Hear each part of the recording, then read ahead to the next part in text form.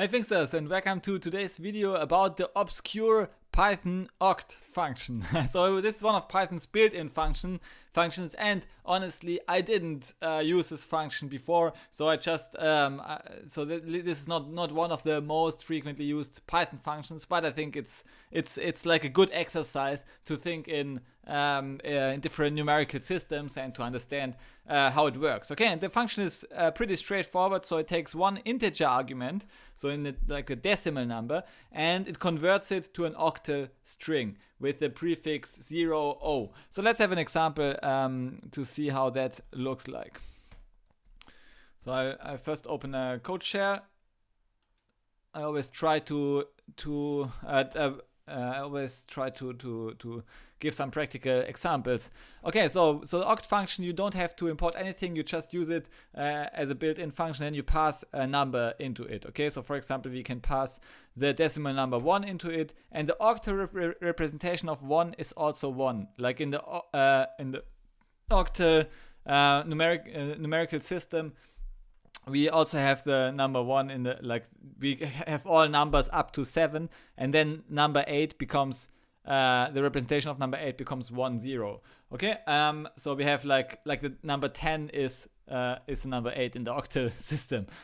So we have like basically oct1 would be 0, 0. This is the prefix indicating that it's an octal number. Similarly, if you use binary 1, the prefix 0b indicates that this is a binary number. Okay, and you can also have the same for a hexadecimal number, so you can hexadecimal of 1 would be 0x. Okay, you see this 0 and then the first character of the numerical system basically describes the type of number you are dealing with. Okay, and the oct number can take one integer argument. So for example, if we have the number 7, it would be encoded in the 007 representation. And now if we increase it by 1 even more, you see now the representation becomes 10. Yeah, because like we have 0 times a to the power of 0, which is 0 times 1, and 1 times a to the power of 1. Okay, so each digit, basically each position, gives us an exponent of 8. It's like an octal numerical system. And you can convert, you should also be able to convert binary numbers into an octal number. So let's check what happens if you do this. I'm not pretty sure. Yeah, okay, so it still works. Okay, so you can pass binary number like this. So with the prefix 0b, you indicate it's a binary number. Then we have 10, and 10, the binary number, is basically the decimal and also octal number 2. Okay, so for example, oct 0b 111000 would be a pretty large number. The octal representation of 70. So, but if we convert this to like a decimal number, we can maybe we can convert it to a decimal number. Let's convert the same number to a decimal number. It would be the value 56. Okay, so 56 in decimal number should be the octal representation of 70. So let's check. Oct 70, oct 56 should result in 57. Okay, oct 56 should result in the octal number 70. Okay, so this way you can convert numbers from different numerical system or number systems, like binary numbers, even hexadecimal number, or other like octal numbers, or even decimal numbers. You can convert all of those into the octal representation. So very simple function.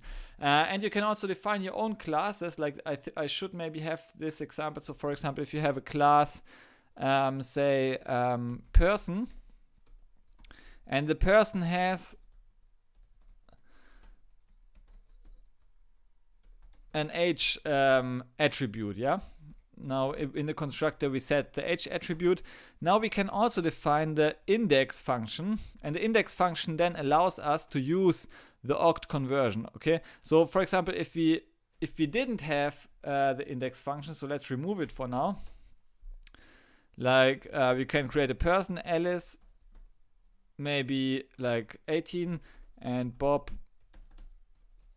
maybe 19 years old, for example, and now we can try to print the octal representation of Alice and the octal representation of Bob. But if we do this, it throws a type error. Person object cannot be interpreted as an integer. Okay, so this means that like internally, if you pass an object into the oct function, it tries to call object.index to basically get an integer representation of this object that it then can convert into an octal representation. So you need to override the index method, and this simply return self.age. So you can return any integer number here. In our case, we return the age attribute for a given person, and now it should work. Yeah, now we have the octal representation of Alice would be 22 and of Bob would be 23. Okay, so in octal word both would be older seemingly. Okay, so this way you can create your own, you can pass your custom object into the oct function method and function and yeah, you can also, like, if you want to convert a float to an octal, this doesn't work because yeah, it's just Python hasn't implemented. Actually, it could, like, it makes logical sense to convert a float number to in the octal numerical system, but it doesn't work for Python. So you need to create your own algorithm to do this basically. So it just throws a type error. Float object cannot be interpreted as an integer. The same reason float has not implemented this dunder index method, which is the basis of the octal conversion. Okay, so thanks for listening to this video and see you in the next video. Bye.